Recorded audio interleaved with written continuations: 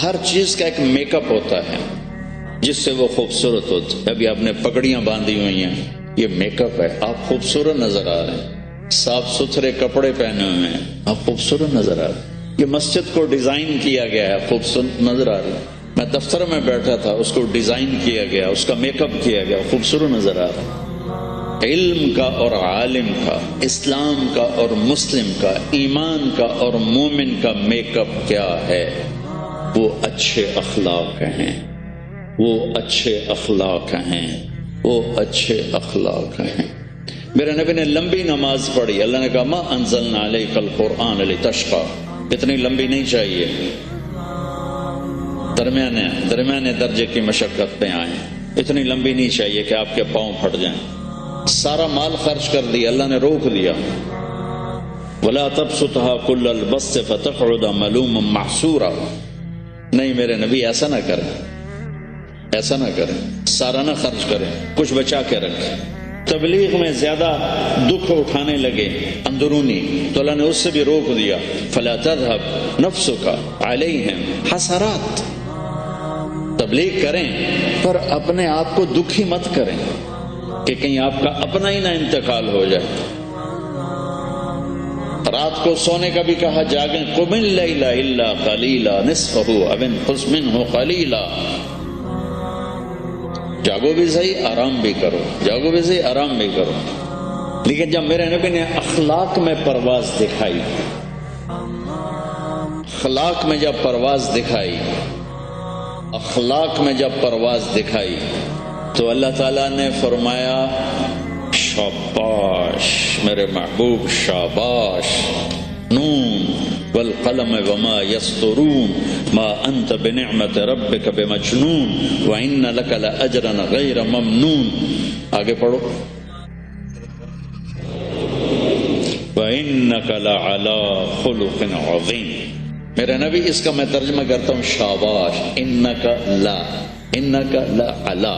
میرے نبی شاباش، آپ کے اخلاق کے کیا کہنے، آپ کے اخلاق. اچھا یہ نہیں کہا انک لذو خلق عظیم، یہ نہیں کہا، چونکہ اعلیٰ کا مطلب ہے انک لعلا، آپ سارے اخلاق پہ چھا گئے، سارے اخلاق پہ چھا گئے. کہ میرے محبوب آپ کا رب آپ کو شاباش دیتا ہے. کیونکہ ان اور لام جب اکٹھے ہو جاتے ہیں تو قسم بن جاتا ہے. دو قسمیں پیچھے اٹھائیں، نون والقلم وما یسطرون. قلم اور وما یسطرون کی دو قسمیں، اور آگے ایک قسم کے بعد مضمون قسم کیا ہے کہ آپ کے اخلاق بڑے عالی نہیں، آپ سارے اخلاق پہ چھا گئے، سارے اخلاق آپ کے تابع ہو گئے اور آپ ان پر سوار ہو گئے. اخلاق سواری بن گئے، آپ سوار ہو گئے. آپ کے اخلاق کے کیا کہیں. ایک دفعہ آپ تشریف فرما تھے، آپ نے فرمایا اچھے اخلاق 360 صفات کا نام ہے، کوئی ایک صفت بھی کسی کو مل گئی تو جنت میں چلا جائے گا. تو ابو بکر رضی اللہ تعالیٰ عنہ سامنے بیٹھے تھے، وہ کہنے کہ یا رسول اللہ کوئی میرے اندر بھی ہے 360 میں؟ تو آپ نے فرمایا تو اکیلا ہے جس میں ساری ہیں، ساری. تو ہی اس میں بازی لے گیا، تمام کی تمام تیرے اندر موجود ہیں، ساری تیرے اندر موجود. تو میرے عزیزو، دنیا ہمیں عالم کہتی ہے، ہمیں علم والے اخلاق چاہیے. ہمیں درگزر اخلاق ہمارا لباس ہے، اخلاق ہماری زینت ہے، اخلاق ہمارا میک اپ ہے. میک اپ کے بغیر چیز بدصورت ہو جاتی اور میک اپ کے ساتھ بدصورت بھی خوبصورت ہو جاتی ہے. اللہ پر سلام تھا ملک شاہ کا والد، بڑے عبرت کا قصہ اس نے سنا. ملک شاہ کا والد تھا تو جا رہا تھا چین فتح کر، چین. تو راستے میں ایک اس کا قلعہ تھا، اس کے جو قلعے کا جو منتظم ناظم اعلیٰ تھا اس کو بلوایا. اس نے کوئی گستاخی کر تو اللہ پر سلام کو غصہ آیا اور اس نے اس کے قتل کا حکم دی. تو وہ آگے کہنے لگا ارے مخنث، میں ایسے ہی قتل کر دیا جاؤں گا. تو اللہ پر سلام کو اور غصہ چڑھا تو اس نے جلاد کو ہٹا دیا اور خود تیر کمان اٹھا کے اس کو تیر مارا، ایسے سامنے کھڑا ہوگا۔ تقدیر اللہ کی غالب تھی۔ علیہ السلام اس وقت تمام ترکوں میں سب سے نشانے باز تیر انداز شمار ہوتے تھے تمام، اور اس سامنے کھڑے پر تیر خطا چلا گیا۔ تو اس کو غصہ چڑھا، اس نے اپنا تلوار نکالی اور آگے بڑھا خود قتل کرنے کے لیے۔ تو اپنی جو اس نے شاہی عبا ہوتی ہے اس میں اس کا پاؤں اٹک گیا، تو اس سے وہ گر کے اس کے سامنے جا پڑا۔ تو اس نے وہاں سے چھلانگ لگا، خنجر نکال کر سیدھا اس کے دل میں اتار۔ بعد میں وہ تو قتل ہو گیا، تو اس کو اٹھا کے بستر پہ ڈالا گیا۔ تو اس نے وصیت کی کہ میرے بعد میرا بیٹا ملک شاہ بادشاہ ہوگا اور نظام الملک اس کا وزیر ہوگا، اور اس کی سارے تدبیر وہ دیکھے گا جب تک یہ بالغ نہیں ہوتا۔ پھر اس نے کہا میں تمہیں آج ایک بات بتاتا ہوں۔ میں ایک بڑے شیخ کی خدمت میں گیا تھا، میں نے ان سے کہا تھا مجھے کچھ نصیحت کرو، تو انہوں نے مجھے فرمایا تھا کبھی بھی عجب میں مبتلا نہ، اور کبھی دشمن کو کمزور نہ سمجھ۔ کہ یہ دو باتیں مجھے کہتے، دشمن کو کمزور نہ سمجھنا، عجب میں مبتلا۔ کہ کل شام کو میں ٹیلے پر کھڑا ہوا اپنے لشکر کو دیکھ رہا تھا، تو میرے جی میں آ رہا تھا پوری دنیا میں مجھ سے بڑا بادشاہ کوئی۔ یہ بات ٹھیک تھی، فعلاً ٹھیک تھی، پوری دنیا میں مجھ سے بڑا بادشاہ کوئی۔ اللہ تعالیٰ نے مجھے دکھایا کہ تجھ سے بڑا اللہ ہے، اللہ۔ اور اس قلعے کے ناظم کو میں نے حقیر چیونٹی کی طرح سمجھا اور خود اس کو اٹھ کے مارنے کو دوڑا، تو اللہ نے مجھے اسی کے ہاتھوں مروا کے دکھا دیا کہ طاقت اللہ کے ہاتھ۔ تو میں نے اسے حقیر جانا، ادھر میں عجب میں مبتلا۔ تو بادشاہی کو عجب تھوڑا ہوتا ہے اور لکھنے پڑھنے کا عجب اس سے زیادہ ہوتا ہے۔ ملک شاہ کے مرنے پر سوال آ گیا سلجوکیوں کو۔ سلجوکوں نے بڑی خدمت کی ہے اسلام کی، لیکن بعد میں آپس کی لڑائیوں نے انہیں تباہ و برباد کر دیا۔ اور پہلے دن اپنی بیوی کو نصیحت دی جا رہی تھی، میری ماں کی خدمت کرنی ہے، میری کرنا کر، میری ماں کی کرنی ہے، میرے ابا کی کرنی، میری بہنوں کی کرنی، کسی کے سامنے تم نے بولنا نہیں، کسی کے سامنے اف نہیں کرنا۔ بے وقوف، اس سے محبت تو جتا پھر اس کے بعد جو کچھ کہے گا وہ کرے گی۔ پہلے دن ہی حکم، نہ تعلق بنا ہے، نہ محبت پیدا ہوئی ہے، اور نہ ابھی جوڑ بیٹھا ہے، اور پہلے دن حکم سنانے شروع کر دی۔ اس کے ذمہ نہ تیری ماں کی خدمت ہے، نہ تیرے باپ کی خدمت ہے، نہ تیری بہنوں کی خدمت، یہ ساری خدمت تو تیرے ذمہ ہے۔ ہمارا سسرال کا معاشرہ بڑا ظالم ہے، لاکھوں میں کوئی ایک گھر بچا ہوا تو الگ بات ہے، ورنہ میں تو دنیا پھری ہے، کیا دنیا دار کیا دیندار، سب ظلم ہی ظلم ہے۔ اتنی نیک عورتیں تہجد گزار مصلی سے اٹھتی نہیں، تسبیح ہاتھ میں ہے، لیکن جب وہ ساس بنتی ہیں تو ایسا ظلم ان کے اندر سے نکلتا ہے کہ کانپ اٹھتے ہیں در و دیوار۔ جب عورت ماں ہوتی ہے تو اس کے روئیں روئیں سے محبت کے چشمے پھوٹتے ہیں، وہی عورت جب ساس بنتی ہے تو ایک دم ظلم کی تصویر بن جاتی، اسے اپنی بہو میں کوئی خوبی نظر ہی نہیں آتی، عیب ہی عیب نظر آتے ہیں، اپنے بیٹے کو بھڑکاتی رہتی ہے، یہ کرتی ہے، اور ویسے بے وقوف ہیں، کوئی ماں کی وجہ سے بیویوں کو تباہ کر دیتے ہیں، کوئی بیویوں کی وجہ سے ماؤں کو تباہ کر دیتے ہیں، یہ دونوں ظلم ہیں۔ ماں کی وجہ سے بیوی پہ زیادتی نہ کرو، بیوی کی وجہ سے ماں پہ زیادتی نہ کرو، بیوی کا اپنا مقام ہے، ماں باپ کا اپنا مقام ہے،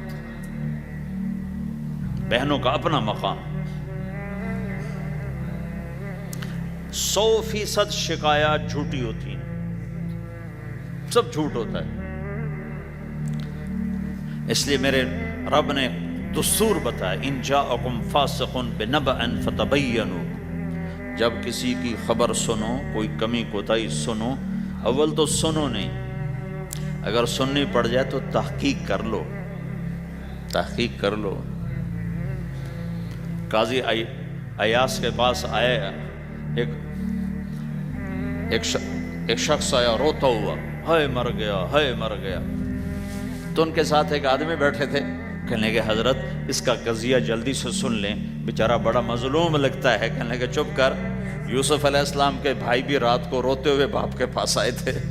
ہر رونے والا مظلوم نہیں ہوتا، ہر رونے والا مظلوم نہیں ہوتا.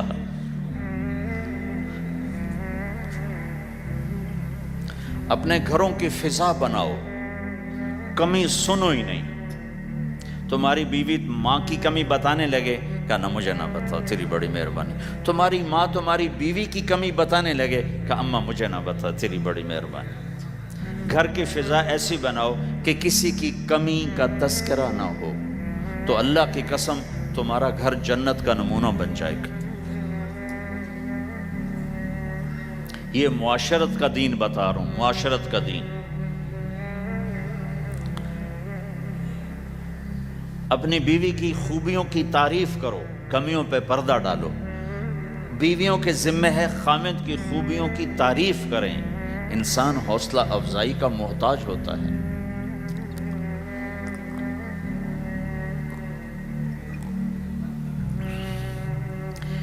ایک بزرگ ہے اپنے کسی مرید کے گھر، تو وہاں انہوں نے کھانا کھایا، کھانا ان کو پسند آیا. کہنے لگے اپنی بیگم کو پردے میں بلاؤ. تو انہیں اپنی بیگم کو پردے میں بلایا، کہا بیٹی میں نے تیرا ہاتھ کا کھانا کھایا، بہت مزیدار تھا، اللہ تمہیں جزائے خیر دے، تم نے بہت اچھا پکایا. تو وہ زارو قطار رونے لگی. تو انہوں نے پوچھا بیٹی کیا ہوا؟ میں نے تو کوئی ایسی بات نہیں کی. کہ نہیں حضرت آپ کی بات پہ رونا نہیں آیا، رونا اس پر آیا ہے کہ 30 سال سے میں اس شخص کے ساتھ رہ رہی ہوں، کبھی ایک دفعہ اس نے میرے ہاتھ کے پکے کی تعریف نہیں کی.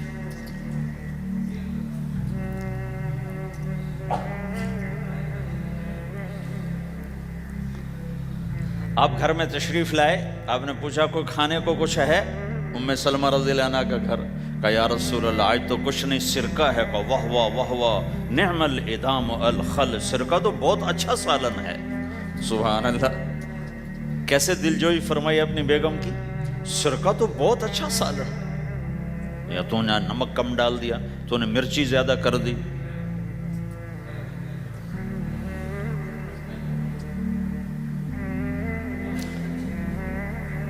ہم رائمنڈ میں پڑھتے تھے نا، تو پکانا ہمارے ذمہ ہوتا تھا، تو ہمیں پتا کہ پکاتے ہوئے کیا گزرتی. جب 2-2 ہزار آدمی کی روٹی ہم پکاتے تھے، 5-5 بوری آٹا گوندا ہے ہاتھوں سے، اور 10 من کھڑے ہو کے روٹی لگائی ہے. سخت سردی میں بھی، سخت گرمی میں بھی. سردی میں جب رات کو آٹا گونڈتے تھے ہم، تو ہمارے ہاتھ ایسے اکڑ، تم تو سردی دیکھتے ہی نہیں ہو، ہاتھ ایسے اکڑ جاتے تھے. اور صبح 4 بجے اٹھ کے روٹی پکانا شروع کرتے تھے. 2000 آدمی کی روٹی پکانی ہوتی تھی. تو اب کوئی آ کر کہتے انہیں کچی روٹی پکائی، تو جی دادا ایک تھپڑ اس کے منہ پہ مارے کہ 4 بجے کے ہم اٹھے ہوئے ہیں، پکا پکا برا حشر ہو گیا. کہتے کچی پکائی. بھائی صبر کر کے چپ کر کے کھا جا. مولانا الیاس صاحب رحمۃ اللہ علیہ ایک اپنے مرید کے گھر گئے، تو اس نے کھیر بنا کر پیش کی. اچھا نمک اور چینی ایک جیسے ہوتے ہیں، وہ دیہاتی عورت سمجھ نہ سکی، چینی کے بجائے نمک ڈال دیا. تو انہوں نے جا سب سے پہلے مولانا الیاس صاحب کے سامنے کھیر رکھی. تو آپ نے جو چکھی تو وہ تو تھی کڑوی. کہنے کہ بھائی واہ واہ واہ واہ واہ واہ، بڑی مزے کی کھیر، ساری لیا میں اکیلا کھاؤں گا، کسی کو نہیں کھانے دوں گا. ساری کھیر کھا گئے اس پر پردہ ڈالنے کے. وہ تو جب انہوں نے کہا مولانا الیاس کا بچا ہوا تھوڑا سا میں جب چکھا تو کڑوا گیا، ہائے مر گئی، یہ تو سارا نمک ڈالا ہوا تھا. ایک دفعہ ہماری جماعت چنیوٹ میں تھی، تو ہمارے ساتھیوں نے چائے بنائی، تو وہ اندھیرا سا تھا، تو چینی کے بجائے نمک ڈال دیا اور دسترخوان پہ لے آئے. سب پی رہے، واللہ میں آنکھوں سے دیکھا بتا رہا ہوں، مولانا الیاس کا تو سنا بتا رہا ہوں، کسی ایک نے نہیں کہا کہ یہ کڑوی ہے، چپ کر کے پی رہے، چپ کر کے پی رہے، کسی ایک نے نہیں کہا۔ باہر ایک دیہاتی کھڑا تھا تو میں نے اس کہا چاچا آتے نو چاہ پی ماما، وہ آ گیا، اس نے پہلا گھونٹ بھرا ہوئے تھا کوڑی ہے، اس نے بانڈا پھوڑ دیا۔ پھر سارے ساتھی ہنس پڑے کہ چاچا ہم نے تو پردہ ڈالنے کی کوشش کی تھی خدمت والوں پر تو نہیں پردہ چاک کر دیا، بانڈا پھوڑ دیا۔ کیا خوبصورت تربیت۔ 8 سال ہم نے دیگیں پکائی ہیں اور روٹیاں پکائی ہیں رامین میں پڑھتے ہوئے، تو پکانے والا کتنا کھپتا ہے۔ مفتی زین العابدین صاحب رحمۃ اللہ علیہ ہمارے بزرگ تھے، بڑے نفیس، تو وہ روٹی بڑی نفیس کھاتے تھے، تو ان کے لیے مجھے فرمایا اس روٹی تو بنا۔ اب میں ڈر رہا تھا کہ پتہ نہیں مفتی صاحب کو پسند نہ آئی تو کیا بنے گا۔ حوصلہ افزائی کتنی ضروری چیز۔ اب وہ میں روٹی ناشتے میں لا کے رکھی، اور اللہ کا فضل، اب تو خیر بھول بھلائیاں ہو گیا، ورنہ بہت نفیس روٹی میں بناتا تھا۔ ایک دفعہ میں گھر میں تھا تو رمضان کا مہینہ تھا، تو کسی کی آنکھ نہیں کھلی، گرمیوں کا رمضان، تو میری آنکھ کھل گئی، تو سب سوئے پڑے، نوکر بھی گھر والے بھی، تو میں نے کسی کو نہیں اٹھایا، چپ کر کے جا کے پرات اٹھائی اور روٹیاں پکانی شروع کر دی۔ جب ساری روٹیاں پک گئیں، آخری پیڑا میرے ہاتھ میں تھا، تو میری بڑی بہن کی آنکھ کھل گئی، اس نے دیکھا تو میں روٹیاں پکا رہا، کو تیرا بھلا ہو جاوے، ایک ہی کیتا، میں کہا روز تم پکاتی ہو، آج میں پکا کے دے رہا ہوں، اس میں کیا ہے۔ تو میں نے روٹی پیش کی نا، تو مفتی صاحب نے 1-2 لقمے کھائے، تو میں وہ کھڑا سے کام رہا، پتہ نہیں اب کیا ہوتا، کس نے پکائی ہے؟ میں نے کہا جی میں نے پکائی، ماشاءاللہ بہت اچھی پکائی۔ تو میرا دل اتنا بڑا ہو گیا۔ حوصلہ افزائی کرنا، برائیوں کو، ہماری معاشرت کیا ہے، 100 خوبیوں میں سے ایک کمی کو نکال کے پکڑ لینا اور 100 پہ کاٹا۔ 100 نظر نہیں آتی، ایک کمی کو پکڑ کے اسے اچھال رہے اچھال رہے اچھال رہے اچھال رہے اچھال رہے۔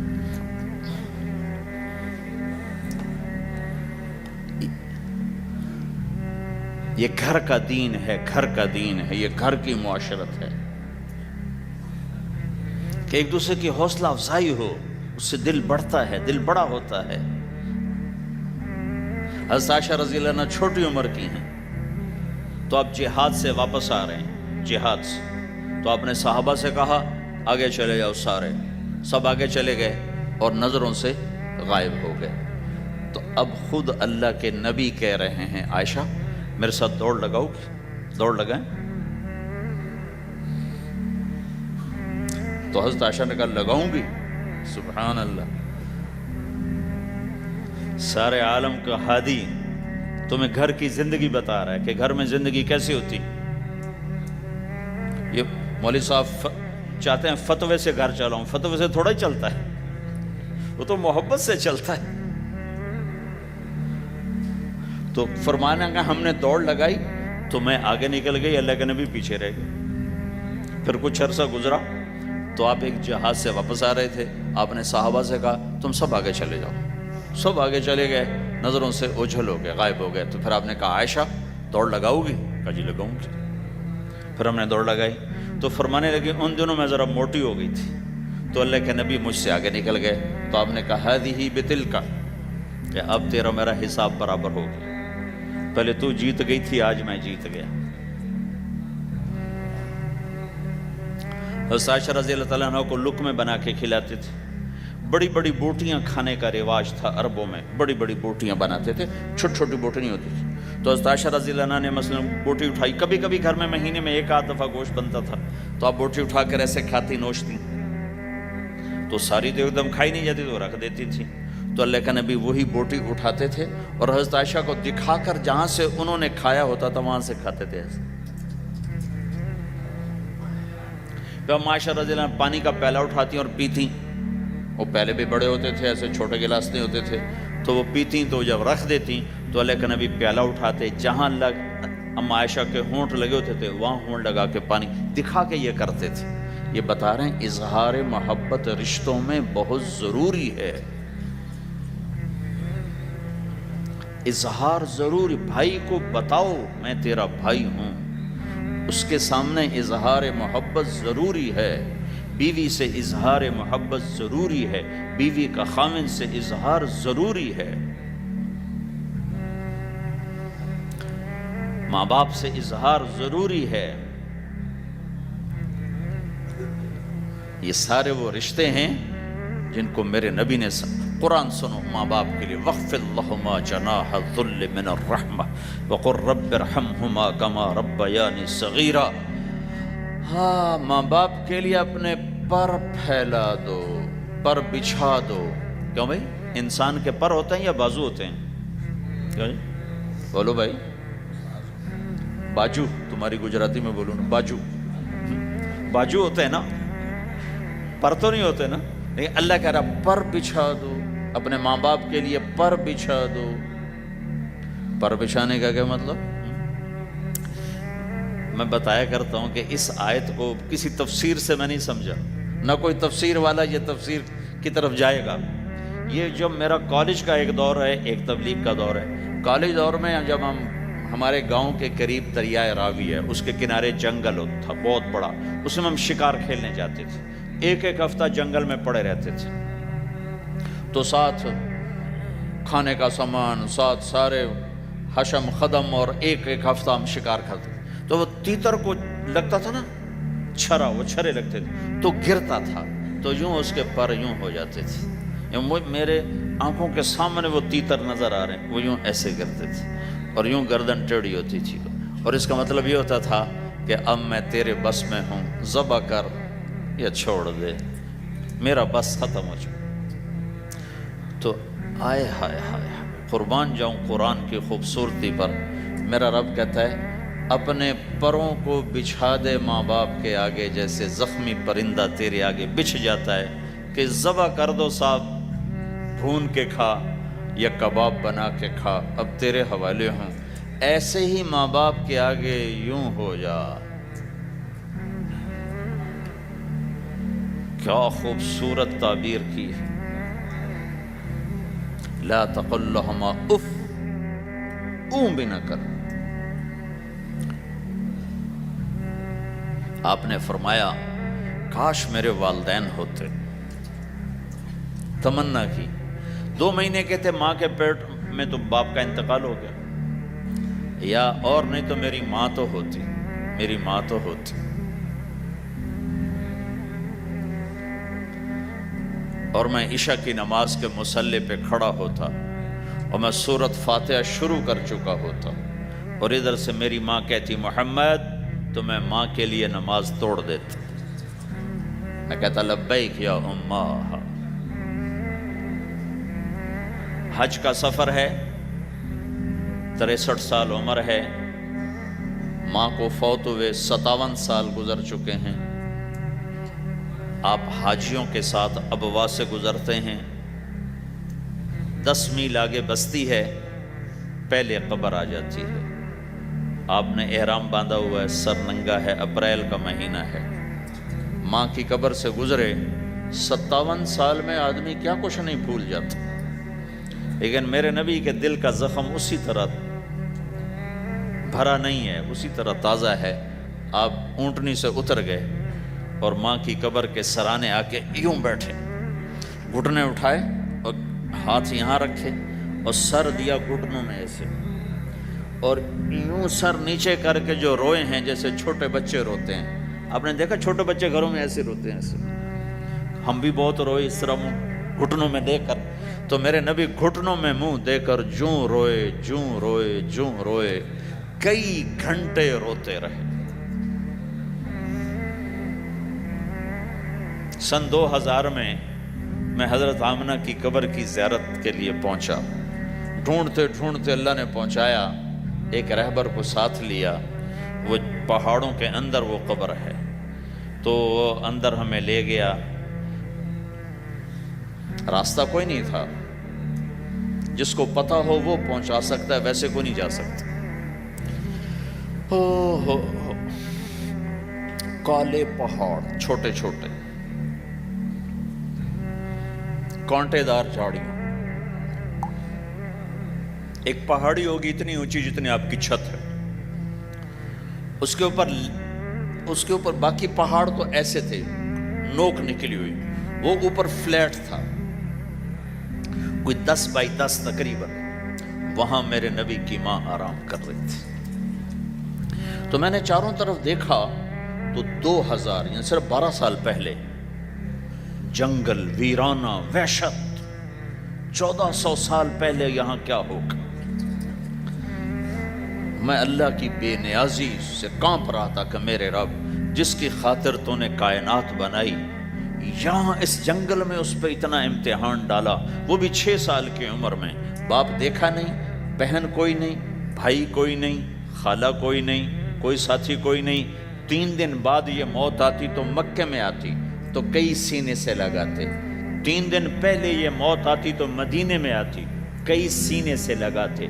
مدینے سے بھی نکالا اور مکے سے بھی دور کیا، اور جنگل کے اندر صرف 25 سال کی عمر میں اما آمنہ رضی اللہ تعالیٰ عنہ پہ موت نے وار کیا، اور اللہ کے نبی گھبرا گئے۔ 6 سال کے بچے کو سمجھ میں نہیں آ رہا کہ یہ کیا ہو رہا ہے۔ حضرت آمنہ بول نہیں پا رہی، مجھے لگتا ہے غالباً ہارٹ اٹیک ہوا ہوگا۔ 3 افراد، والدہ، خادمہ ام ایمن اور میرے نبی، اور حضرت آمنہ یوں تڑپ رہی تھی، ایسے پہلو بدل رہی، تڑپ رہی تھی، اور آپ سہمے ہوئے بیٹھے تھے اور سمجھ میں نہیں آ رہا تھا ہوا کیا ہے۔ پھر حضرت آمنہ نے آخر میں اپنے آپ کو، ہارٹ اٹیک میں بولا نہیں جاتا، مجھے ہوا تھا تو مجھے پتا ہے بولا نہیں جاتا، آخر بجھتی شمع بھڑکی کا بیٹا، ہر زندہ نے مرنا ہے، ہر جوانی نے ڈھلنا ہے، اور لگتا ہے میرے جانے کا وقت آ چکا ہے۔ ولد تو طہرن، تو ایسا پاک ہے کہ تیرے ذریعے سے سارا عالم پاک ہوگا۔ اور شمع بجھی، اور چھوٹا سا معصوم بچہ ماں کے سینے پر سر رکھ کے جو رویا ہے، کاش تم اس جگہ پہ ہوتے، اس خوبصورت ملک میں، تم ابوا کو کیسے جانو، اور میں تمہیں کیسے بتاؤں۔ میں ہزاروں دفعہ یہ قصہ سنا چکا ہوں، مجھے ہر دفعہ رونا آتا ہے کہ میں وہاں اپنے آپ کو محسوس کرتا ہوں کہ ہائے، یہاں اس جگہ اتنا بڑا امتحان، اور صرف 6 برس کا، کون وہاں قبر بنانے آیا؟ کوئی گزرے ہوں گے، ویسے تو کسی کے بس میں نہیں وہاں قبر بنانا۔ جب پہاڑ سے نیچے اترے تو ہمارے نبی پھر بھاگے۔ جب ام ایمن اوپر پہنچی ہیں تو کیا منظر تھا کہ ابوا کے پہاڑ بھی روئے، اور زمین آسمان بھی روئے، اور ہر پتھر رویا کہ 6 سال کا معصوم بچہ 2 جہان کا سردار ہے، جنت کا چابی بردار ہے، اللہ کا جھنڈا ان کے ہاتھ میں ہوگا، شفاعت ان کی کہ طفیل حساب ہوگا، ان کی شفاعت کے ساتھ پل پار ہوگا، ان کے صدقے جنت کا دروازہ کھلے گا، ان کے صدقے جنت میں داخلہ ہوگا، ان کے صدقے گناہوں کی معافی ہوگی۔ اور اتنی بڑی ہستی والضحیٰ واللیل اذا سجا کا ٹائٹل لینے والا، وما ارسلناک الا کافۃ للناس بشیرا ونذیرا کا ٹائٹل لینے والا 6 سال کا بچہ، مجھے دیکھو ماں کی قبر کو سینے سے لگایا ہوا تھا اور اس کے اوپر لیٹے ہوئے تھے۔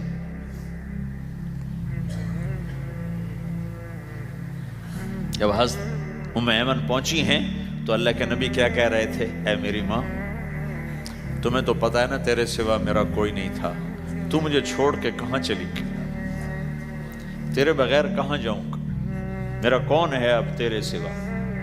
ام ایمن نے اٹھایا کہ مجھے چھوڑ دو، میں کہیں نہیں جاؤں گا، میں اپنی ماں کے سوا کہیں نہیں جاؤں گا۔ کھینچ کے اٹھایا، نیچے لائیں، اونٹنی پہ بٹھایا، 3 راتیں مسلسل روتے روتے یہ سفر ہوا۔ ہائے ہائے، کوئی آنسوں کو، آگے کوئی خالہ نہیں بیٹھی، باپ بھی نہیں بیٹھا ہوا، بھائی بھی کوئی نہیں، بہن بھی کوئی نہیں ہے، کوئی نہیں جس کے گود میں سر رکھ کے اب یہ بچہ سوئے گا، تنہائیوں کے ساتھ اب بسیرا ہے۔ تو میرے نبی کا کھانا پینا چھوٹ گیا، کچھ نہیں کھاتے تھے سارا دن، زمزم کے پانی کے چند گھونٹ پیتے تھے اور تنہا بیٹھے رہتے تھے۔ تو اس پر آپ نے یہ کہا کاش میری ماں ہوتی تو میں ایسی خدمت کرتا کہ اس کے پیچھے نماز بھی توڑ دیتا۔ ماں باپ کا ایک مقام ہے جو دین بتاتا ہے بھائی، صرف پیسہ ہی بنانا سب کچھ نہیں ہے، اور بھی دکھ ہیں زمانے میں محبت کے سوا، راحتیں اور بھی ہیں وصل کی راحت کے سوا۔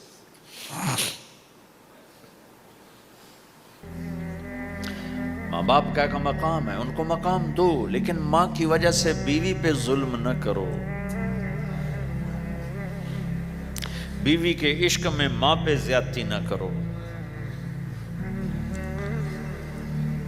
یہ گھر کی معاشرت ہے، یہ گھر کی زندگی ہے۔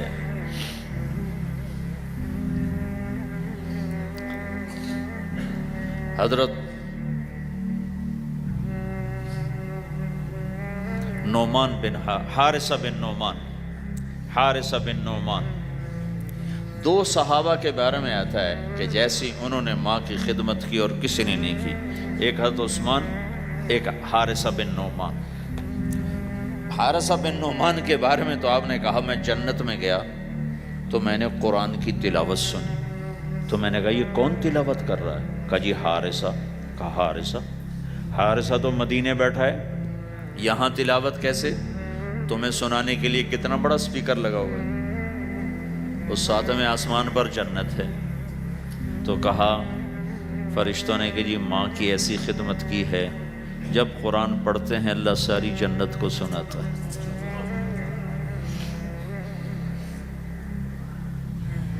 تو جن کے والدین یہاں ساتھ ہیں وہ انہیں غنیمت جانو، ان کی خدمت کرو۔ لیکن میں بار بار اس لیے بتا رہا ہوں کہ یہ پہلو میں بہت کمی زیادتی ہے کہ ماں باپ یا ماں کی وجہ سے بیوی پہ زیادتی نہ کرو، چونکہ ساس کو میں نے رحم دل نہیں دیکھا، چاہے وہ تہجد گزار ہو، چاہے وہ روزے دار ہو، چاہے وہ حج عمرے کرتی ہو، چاہے سارا دن تسبیح اس کے ہاتھ میں ہو، میں نے کسی ساس کو رحم دل نہیں دیکھا،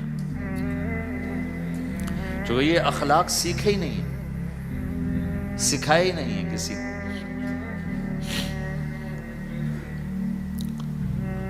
ایک دوسرے کی حوصلہ افزائی کرو، کمیوں پر پردے ڈالو۔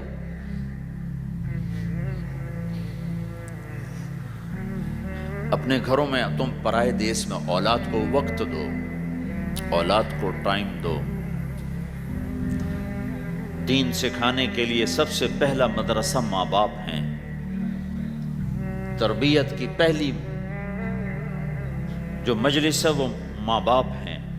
اگر ماں باپ ٹائم دیتے رہیں گے تو اولاد کے اندر دین آئے گا، اگر ماں باپ نے ٹائم نہ دیا، دو جہان کے سردار ہیں، اپنے بچوں سے کیسے گھل ملے ہوئے ہیں۔ آپ حسن حسین دونوں کو کھڑا کرتے، جعفر رضی اللہ عنہ جوانی میں شہید ہو گئے تھے، ان کے 3 بیٹے عبداللہ اون محمد، ان کو کھڑا کرتے، پھر خود ایسے بیٹھ جاتے، ہاں بھائی جو مجھے پکڑے گا اس کو انعام ملے گا، سب سے پہلے جو مجھے ہاتھ لگائے گا اس کو انعام ملے گا۔ تو 5 بچے دوڑ لگاتے، کوئی سر پہ چڑھتا، کوئی گود میں، کوئی کمر پہ، ہر کوئی کہتا میں نے پہلے ہاتھ لگایا، میں نے پہلے ہاتھ لگایا ہے۔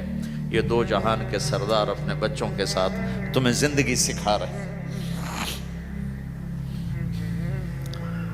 فرض نماز، نفل نہیں بھائی، فرض با جماعت نماز ہو رہی، اور حضرت زینب کی بیٹی امامہ کو یہاں بٹھایا ہوا فرض نماز میں، اور نبی کی نماز میں تو کوئی فرق نہیں پڑتا، ہماری نماز تو ٹوٹ جائے گی، نبی کی نماز میں تو کوئی فرق نہیں پڑتا۔ پھر جب آپ رکوع میں جاتے تو ان کو بٹھا دیتے، سجدہ کر کے اٹھنے لگے پھر اٹھا کے یہاں بٹھا کے پھر نماز شروع کر دیتے، ذرا تمہیں سکھانے کے لیے ہے۔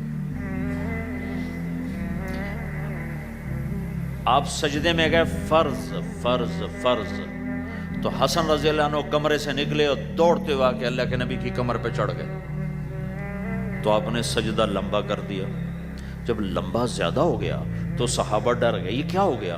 تو پہلی صف والوں نے ذرا اٹھا کے دیکھ چکر کیا ہے، تو دیکھا تو حسن کمر پہ چڑھے ہوئے. تو جو قریب میں ایک آدمی تھا اس نے سجدے میں ہی ہاتھ آگے کیا ان کو پکڑ کے نیچے اتارنے کے لیے. تو اللہ کے نبی کی یہاں سے نظر پڑی کہ ایک ہاتھ آگے آ رہا ہے، تو آپ نے یوں اشارہ کیا، چھوڑ دو کچھ نہ کہو.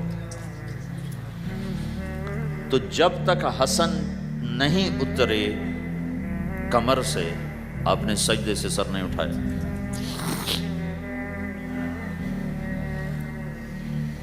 میرے نبی نے کہا اکرموا اولادکم، اپنی اولاد کو عزت دو ورنہ یہ باغی ہو جائیں گے.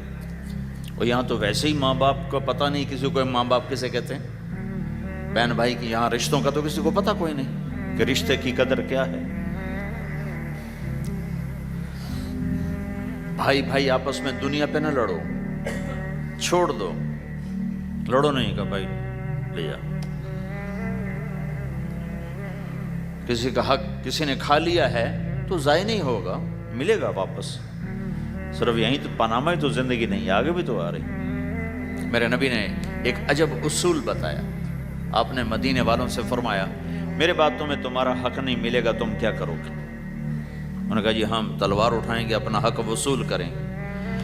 تو آپ نے فرمایا میں تمہیں اس سے بہتر بات بتاؤں، اس سے بہتر بتاؤں؟ کہا جی کیا؟ کہ تم حق چھوڑ دینا، اس کے لیے لڑنا نہیں. ہم مانگو نہیں ملتا، لڑنا نہیں، چھوڑ دینا، لڑائی سے بچنا، چھوڑ دینا. اور قیامت کے دن حوض کوثر پہ مجھ سے آ کے ملاقات کر لینا، میں اللہ سے سارے پورے کروا کے دے دوں. جب تمہارا وکیل ہو محمد مصطفیٰ جی صلی اللہ علیہ وسلم اور جج ہو اللہ، تو کیسا فیصلہ آئے گا؟ یہاں تم کتنا کو لے لو گے ڈالر میں، پلاٹ میں کتنا لے لو گے؟ ہاں لو، اپنا حق نہ چھوڑو، لیکن اگر لڑائی ہو رہی ہے تو پھر چھوڑ دو، چلو لے جاؤ، میں رشتہ قربان نہیں کروں گا، چیز قربان کر دوں گا. اللہ تمہاری نسلوں کو یہاں بھی نحال کرے گا. آگے انتظار کرو، اللہ کے نبی حوض کوثر پہ تمہارے انتظار میں ہے. آ جاؤ جن کے حق مارے گئے، آ جاؤ، آج میں اللہ سے لے کر دیتا ہوں. اور آخری بات کرتا ہوں، بات ختم کرتا ہوں. ان ساری گھر کی زندگی، بازار کی زندگی، میاں بیوی کی زندگی، ماں باپ کے ساتھ، بیوی کے ساتھ، بیوی کا خامند کے ساتھ، بھائی کا بھائی کے ساتھ، بہن کا بھائی کے ساتھ، ان سارے رشتوں میں اور آپ کا آپس میں مختلف لوگ بیٹھے ہوئے ہو، آپ سب کا آپس میں یہ سب کچھ قائم ہو جائے جو میں کہنے کی کوشش کر رہا ہوں. آخری ایک بات کہتا ہوں. اللہ کے نبی نے فرمایا معاذ تمہیں سارے دین کا خلاصہ بتاؤں؟ افلا انبئک بملاک ھذا کلہ، معاذ میں تمہیں سارے دین کا خلاصہ بتاؤں؟ میں پھر کہتا ہوں معاذ میں تمہیں سارے دین کا خلاصہ بتاؤں؟ دین کا خلاصہ. انہوں نے کہا جی کیا ہے؟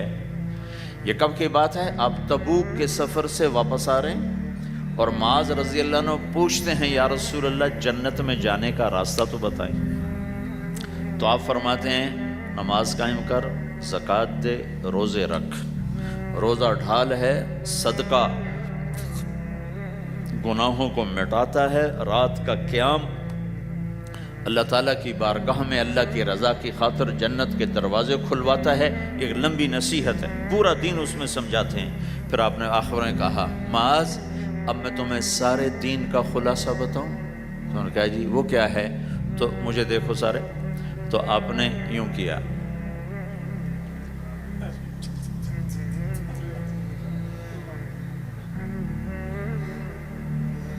دیکھ لیا سب نے، منہ سے کچھ نہیں بولے، عمل کر کے دکھایا. کس کو؟ کوئی چھوٹا بچہ سامنے کھڑا ہوا ہے. کون کھڑا ہے؟ معاذ. معاذ کون ہے؟ آپ نے کہا قیامت کا دن میری امت کے علماء کا جھنڈا معاذ کے ہاتھ میں ہوگا. اس کو یوں سمجھا جیسے چھوٹے بچے کو سمجھاتے ہیں. معاذ زبان پہ قابو رکھنا، زبان پہ قابو رکھنا، زبان پہ قابو رکھنا تو سارا دین تیرا محفوظ. اگر زبان قابو میں ہے بیوی کی، خامند کی، ماں کی، باپ کی، بھائی کی، بہن کی، پڑوسی کی، پارٹنر کی، ساتھی کی، پورا دین محفوظ ہو جائے، گھر جنت بن جائے گا۔ زبان اگر تیز ہو گئی تو بس سارا دین برباد، دین میں بچے گا ہی کچھ نہیں اگر زبان پہ قابو نہیں تو۔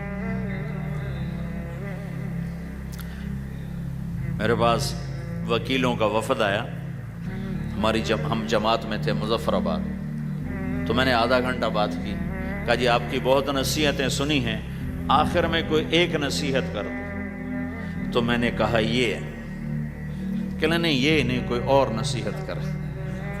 یہ بڑا مشکل کام، ایک تو یہی ہے کہ اسے قابو میں رکھو۔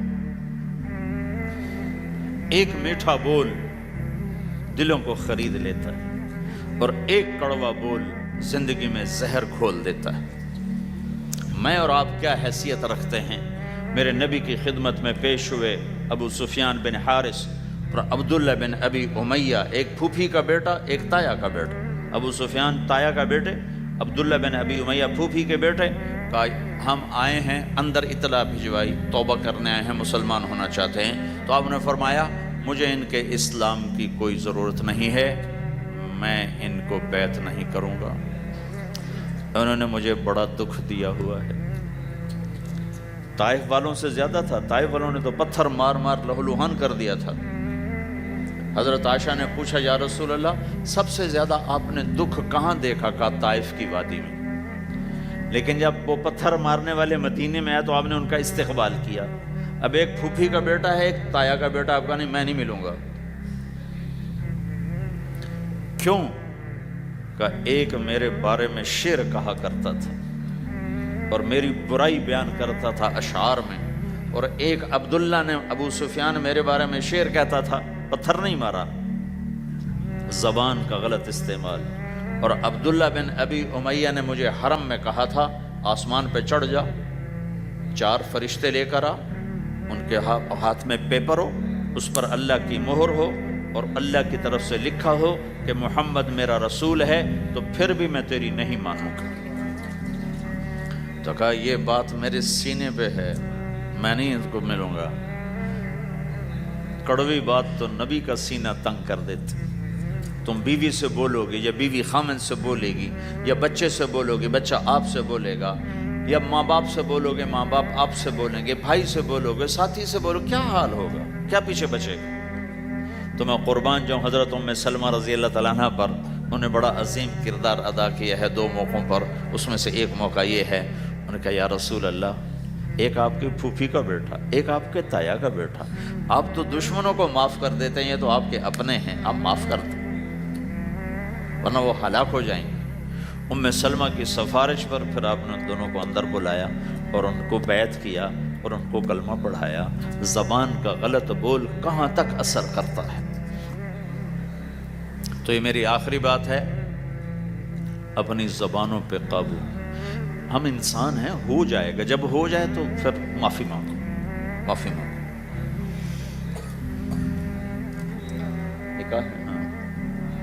جب ہو جائے معافی مانگو، میٹھے بول کے عادی بناؤ کہ کسی کے ساتھ میٹھا بول بول دینا بھی صدقہ ہے۔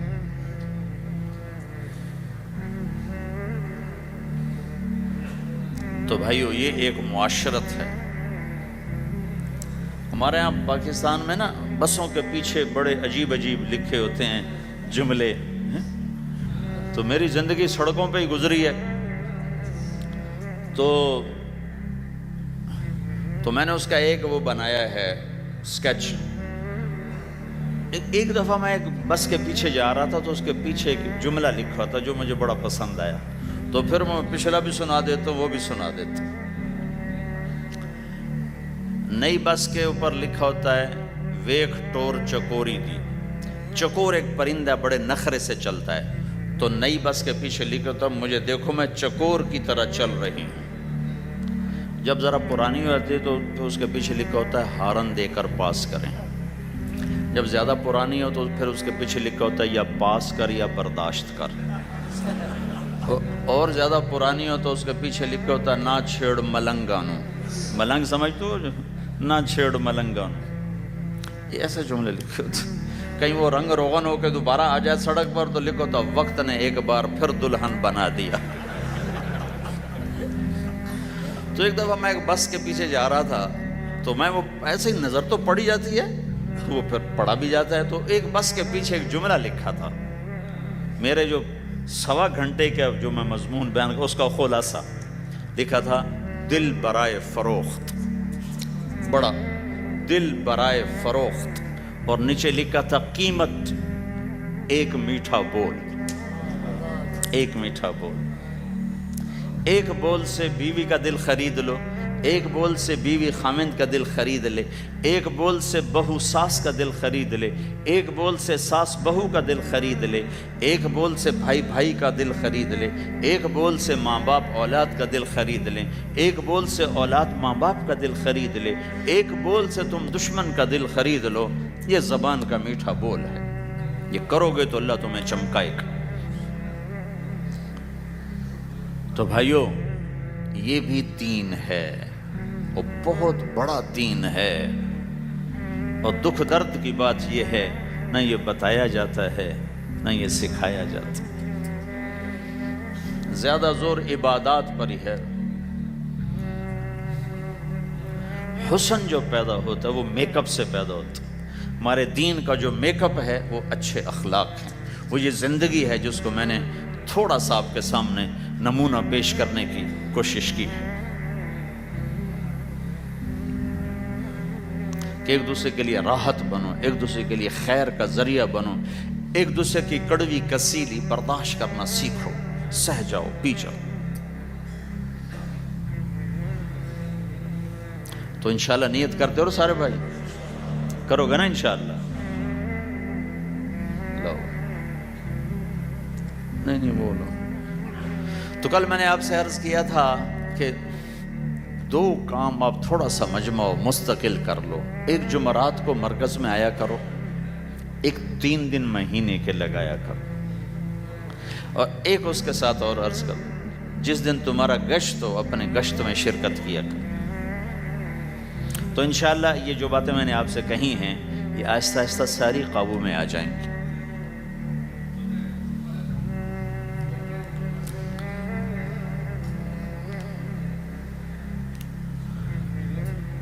صالحہ بنت محمد الیاس, اچھا احمد اسماعیل یہ ہے. مہر کتنا ہے؟ $1700 نقد.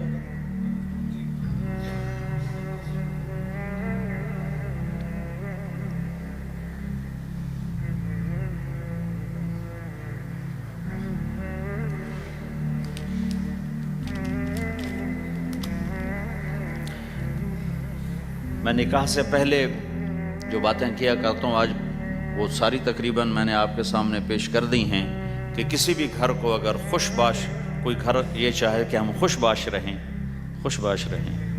تو ایک دوسرے کی برائیاں دیکھنا چھوڑ دیں, ایک دوسرے کی کمیاں پکڑنا چھوڑ دیں, ایک دوسرے کو تانا دینا چھوڑ دیں, ایک دوسرے کے عیب چھپائیں, اپنے گھروں میں غیبت نہ کریں, کسی کی برائی نہ کریں, اپنے بچوں کو بھی اس کا عادی بنائیں, نہ کسی کی کریں نہ کسی کی سنیں. میں نے اپنی زندگی میں بہت کم لوگ دیکھے ہیں جو اس چیز پہ عمل کرتے.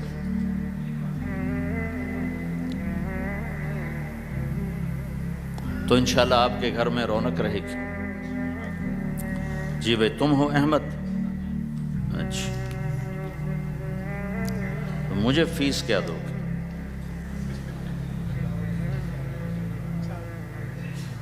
کیا کرتے ہو؟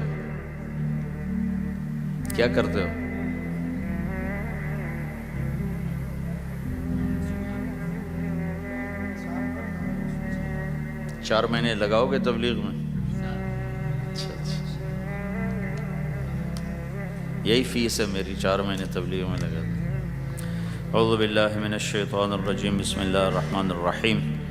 یا ایھا الناس انا خلقناکم من ذکر وانثی وجعلناکم شعوبا وقبائل لتعارفوا ان اکرمکم عند اللہ اتقاکم وقال النبی صلی اللہ علیہ وسلم اعظم النکاح برکتاً ایسرہ معونہ او کما قال۔ جی بھائی، صالحہ بنت محمد الیاس کو 1700 امریکی ڈالر مہر معجل کے عوض تمہارے نکاح میں دیا، قبول کیا؟ اللہ جزائے خیر۔ درود شریف پڑھو بھائی۔ اللہم لک الحمد کما انت اہلہ فصل علی محمد کما انت اہلہ وفعل بنا ما انت اہلہ انک اہل التقوی و اہل المغفرہ۔ ربنا آتنا فی الدنیا حسنہ وفی الآخرۃ حسنۃ وقنا عذاب النار۔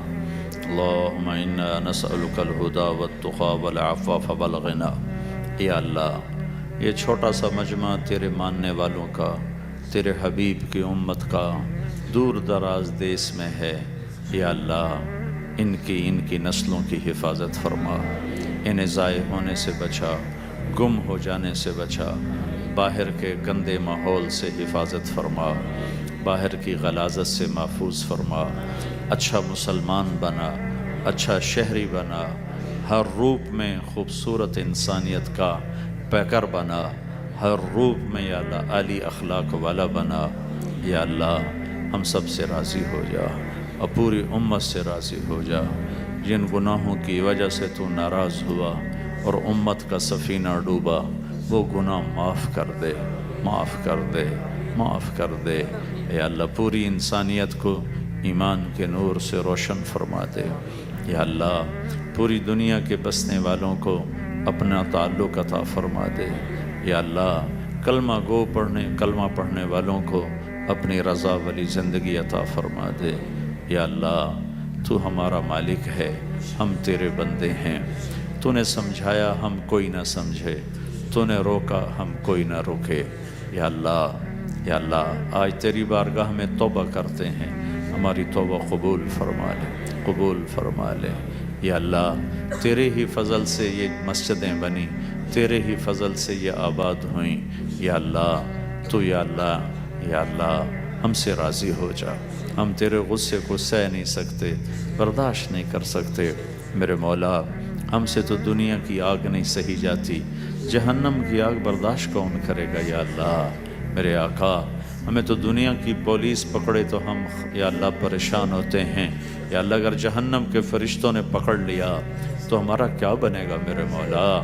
یا اللہ، جب تو میدان معاشر میں یہ صدا لگائے گا، وَامْتَازُوا الْيَوْمَ أَيُّهَا الْمُجْرِمُونَ، آج مجرموں کو الگ کر دو۔ یا اللہ، ہمیں مجرموں میں دھکا نہ دے دینا۔ اے کریم آقا، تیری عزت کی قسم، زندگی میں جھولی میں کچھ عمل نہیں، خالی ہاتھ ہیں، اور جھولی بھی پھٹی ہوئی ہے، کشکول بھی ٹوٹا ہوا ہے۔ یا اللہ، پریشان ہیں کہ حشر کے میدان میں تیرا سامنا کیسے کریں گے میرے مولا، جب تیرے بڑے بڑے نیک بندے، بڑی بڑی نیک بندیاں، بڑے بڑے عمل لے کر آئیں گے، ہم کدھر کھڑے ہوں گے؟ یا اللہ، نہ چھپنے کی جگہ ہے، نہ بھاگنے کی جگہ ہے، نہ کہیں دائیں بائیں ہونے کی جگہ ہے۔ پھر تیرے نبی کا سامنا بھی ہونا ہے، ہم ان کو منہ کیا دکھائیں گے میرے مولا؟ اے کریم آقا، شرم ہی شرم ہے۔ یا اللہ، مہربانی فرما دے، اس دن تو ہمارے ساتھ ستاری کا معاملہ فرما دے۔ یا اللہ، یا اللہ، ہمارے پاس اور کچھ نہیں ہے، ایک نسبت ہے، اور تو نسبتوں کا قدردان ہے۔ تیرے نبی نے فرمایا تھا، میرا جی چاہتا ہے میں اپنے بھائیوں کو دیکھوں، تو صحابہ نے عرض کی، ہم آپ کے بھائی ہیں۔ تیرے نبی نے فرمایا تھا، تم میرے بھائی نہیں ہو، میرے بھائی وہ ہیں جو مجھے دیکھے بغیر میرا کلمہ پڑھیں گے۔ یا اللہ، اور تو کچھ نہیں ہے، تیرے نبی کو نہیں دیکھا، تیرے قرآن کو اترتے نہیں دیکھا، تیرے فرشتوں کو اترتے نہیں دیکھا، ہم نے تو چاروں طرف ننگ ہی ننگ دیکھا ہے، اوریانی اوریانی ہے، فحاشی ہی فحاشی ہے، ہر طرف میرے آقا گند ہی گند ہے۔ ایک قدم آگے چلتے ہیں، 10 قدم پیچھے جا گرتے ہیں۔ صبح توبہ کرتے ہیں، شام کو ٹوٹ جاتی ہے، شام کو کرتے ہیں، صبح ٹوٹ جاتی ہے۔ میرے آقا، باہر کا اندھیرا تو تیرے سامنے ہی ہے، کس طرح تیرے حکم ٹوٹ رہے ہیں، کس طرح میرے مولا تیرے دین، میرے آقا، قربان جاؤں تیرے حلم پر، تیرے درگزر پر میرے آقا، تو کتنا حلیم ہے۔ یا اللہ ہم تو اپنی اولاد کو دھکے دے کے باہر نکال دیں، اگر وہ ہماری نہ مانے تو کتنے حلم والا ہے۔ یا اللہ تیری دھرتی کو ہم نے گناہوں سے بھر دیا اور تو ہمیں مہلت دیتا رہا، تیرے پانی کہتے رہے اجازت دے ہم چڑھ جائیں تو انہیں روکتا رہا، تیری زمین کہتی رہی اجازت دے میں پھٹ جاؤں تو اسے روکتا رہا، تیرے فرشتے کہتے رہے اجازت دے ہم اتر جائیں تو انہیں روکتا رہا، تو ہماری توبہ کا انتظار کرتا رہا۔ تو آج ہم بھی آ گئے ہیں تیرے در پہ توبہ کرنے۔ یا اللہ تو بھی اپنی رحمت کی باہیں پھیلا دے میرے مولا، تو بھی کہہ دے اے میرے بندو مرحبا، تو بھی آج اعلان کر دے جاؤ میں نے معاف کر دیا۔ آج تو ایک دفعہ کہہ ہی دے یا اللہ، تو نے کہہ دیا ہوگا، تو نے یقیناً کہہ دیا ہوگا کہ جاؤ میں نے معاف کر دیا۔ اے کریم آقا، او ہمارے اللہ، اے محمد مصطفیٰ کے اللہ، اے ذوالجلال والاکرام اللہ، ہم سے تیری جہنم برداشت نہ ہوگی، ہم سے قبر کے اندھیرے برداشت نہ ہوں گے، ہم سے قبر کے سام بچھو سہے نہ جائیں گے۔ یا اللہ آج کہہ دے میں نے معاف کر دیا، آج کہہ دے، جبریل کو کہہ دے، آسمانوں میں اعلان فرما دے، یہ چھوٹا سا تیرے ماننے والوں کا مجمع، ان کے چھوٹے سے لے کر بڑے تک کو سب کو آج اعلان کر دے کہ جاؤ میں نے معاف کر دیا۔ ہمیں ایک دفعہ محبت سے دیکھ لے، عرشوں کے پردے ہٹا دے، آسمان کی تانے ہٹا دے، اور ہمیں محبت سے دیکھ، جیسے ماں بچے کو پیار سے دیکھتی ہے تو بچے کا دل باغ باغ ہو جاتا ہے، اس کا دل بڑا ہو جاتا ہے۔ یا اللہ جب وہ باہیں پھیلاتی ہے تو بچہ دوڑ کے ماں کی گود میں گرتا ہے۔ اے آقا اپنی رحمت کی باہیں پھیلا دے، اپنی رحمت کی چادر پھیلا دے، ہمیں اپنے اندر چھپا لے، اپنی رحمت کی چادر میں چھپا لے۔ یا اللہ، یا اللہ ہم دکھوں کے مارے ہوئے، جیسے بچہ دکھی ہو کر ماں کی گود میں گرتا ہے اور رو رو کے اسے اپنے دکھڑے سناتا ہے، میرے آقا تیرے محبوب کی امت کا غم ہم تجھے سناتے ہیں، تو ہمارے حال پہ رحم فرما دے۔ یا اللہ دنیا بھی گئی، آخرت بھی جا رہی ہے، اے کریم آقا ہم سے راضی ہو جا، راضی ہو جا، ہو جانا یا اللہ، ہو جانا یا اللہ۔ تو کہہ دے میں ہو گیا ہوں، کہہ دے میں ہو گیا ہوں، یہ مجمع اٹھنے سے پہلے بخشا جا چکا ہو، معاف کیا جا چکا ہو، درگزر کیا جا چکا ہو، تو نے کر دیا ہوگا میرے آقا، تو نے کر دیا ہوگا میرے آقا، تو ہم سب سے راضی ہو جا یا اللہ، راضی ہو جا۔ ربنا آتنا فی الدنیا حسنہ وفی الآخرۃ حسنۃ وقنا عذاب النار، وصلی اللہ تعالی علی النبی الکریم، آمین برحمتک یا ارحم الراحمین۔ السلام علیکم ورحمۃ اللہ وبرکاتہ۔ جی کیا ابھی طے نہیں ہے؟